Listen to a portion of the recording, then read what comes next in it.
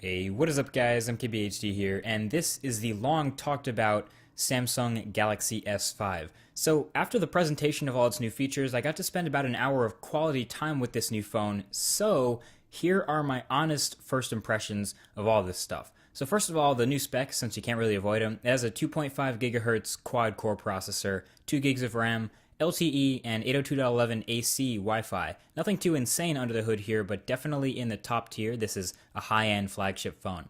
So on the front, it's rocking a slightly larger 5.1-inch 1080p AMOLED display, just a bit bigger than the 5.0-inch Galaxy S4, and that right there is the symbol for pretty much everything else about this phone. It's just slightly bumped up from the Samsung Galaxy S4 in a lot of ways. But one way it definitely did surprise is the build material. So the back of this phone, as predicted, feels a lot like the soft touch on the back of the Note 3, but without the leather stitching on the edges. But then for some reason they added this unsightly bumpiness to it, like the dimples on the back, and I'm not sure how I feel about this. I mean, it kind of reminds me of the original Nexus 7, plus some sort of golf ball hybrid going on. It's weird. I can't say I'm a fan of it right now. But anyway, there are 4 colors: the black with the black front, the white, which has white bezels, the blue, which I guess is the least bad looking of the bunch, I guess, and it has black bezels, and then there's also the gold,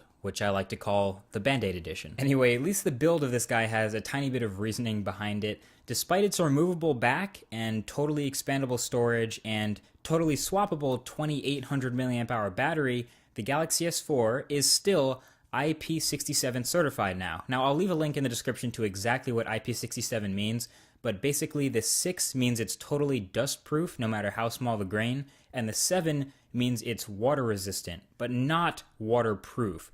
Definitely a difference there.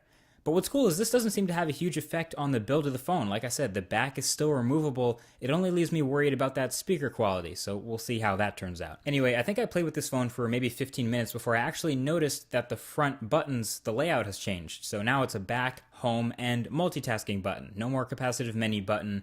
All the menu buttons will be in software now on the screen. And of course, this carries over into Samsung's other tablets as well, so I guess it shouldn't really be much of a surprise.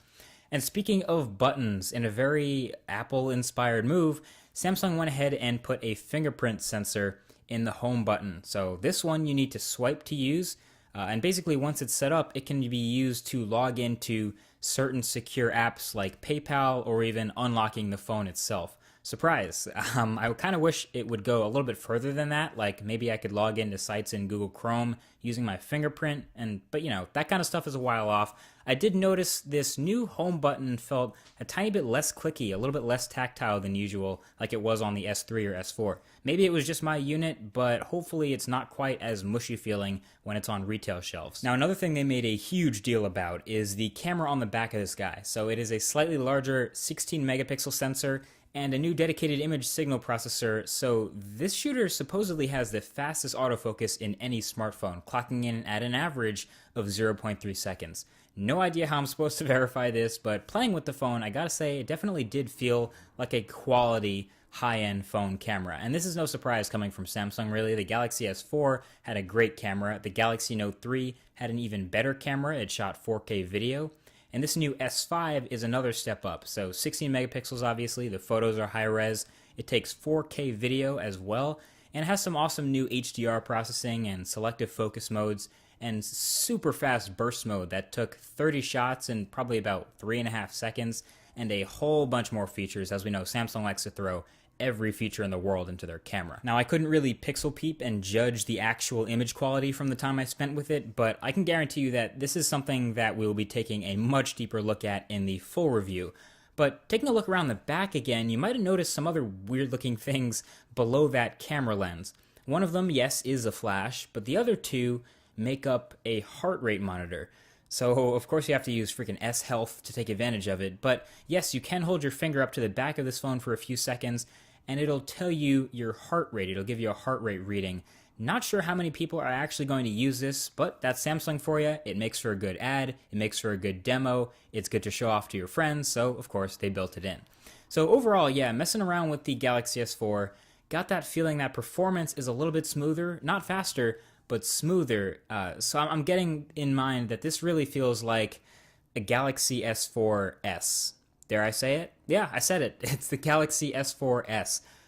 It's got a ton of minor conservative improvements, a little bit weird of a tweak to the design. I'm still not sure how I feel about it. It's obviously inspired by some other manufacturers in some places, but it's just so easy to call this a Galaxy S4 Part 2. Not that that's a bad thing. I guess people were just expecting bigger changes, that's all.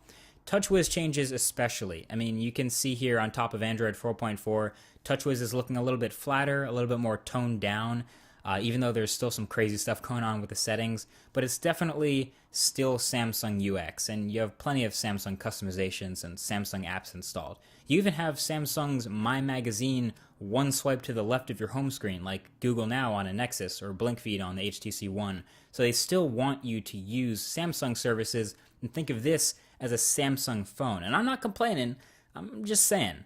So that's my first impressions of the Galaxy S5. Of course, there's much more new stuff from Samsung. The new Gear watches, a new fitness band that looks pretty hot actually. You can expect to see this phone advertised right alongside these new wearables because they'll probably want to make you buy them both at the same time.